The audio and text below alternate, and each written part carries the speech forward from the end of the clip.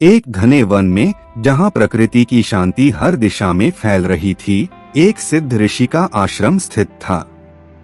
ऋषि अपनी तपस्या और ज्ञान के लिए दूर दूर तक प्रसिद्ध थे। महाशिवरात्रि की पावन रात्रि थी।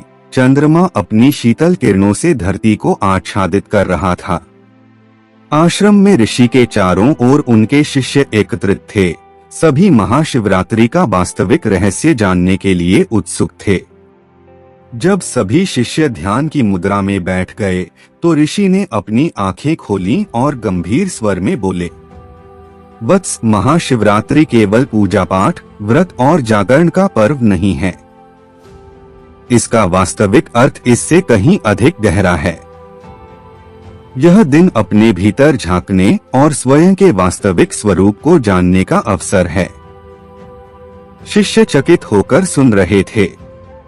ऋषि ने आगे समझाया, शिव कौन है? शिव कोई मूर्ति या कोई बाहरी शक्ति नहीं है। शिव उस परम सत्य का प्रतीक है जो न जन्म लेता है और न ही नष्ट होता है। शिव वह शून्यता है जिसमें पूरा ब्रह्मांड समाया हुआ है। ऋषि ने अपनी बात को स्पष्ट करते हुए कहा, यदि तुम शिव से सच्चा संबंध स्थापित करना चाहते हो तो अपनी चेतना को बाहर से हटाकर भीतर की ओर मोड़ो। उन्होंने शिष्यों को एक रहस्यपूर्ण ध्यान विधि बताते हुए कहा, अपनी आंखें बंद करो और अपनी सांसों को देखो।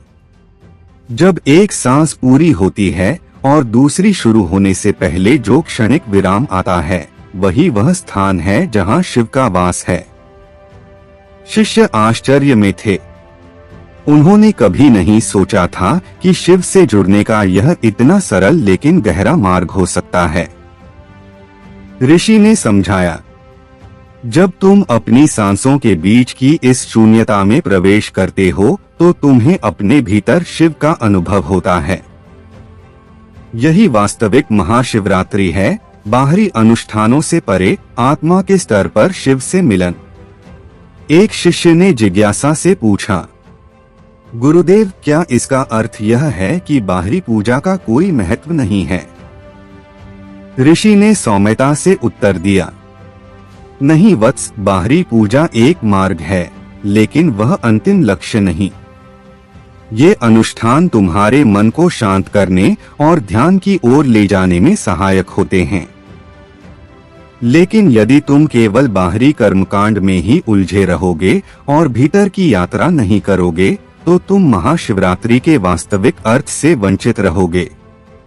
उन्होंने कहा, महाशिवरात्रि का वास्तविक उद्देश्य आत्मजागृति है।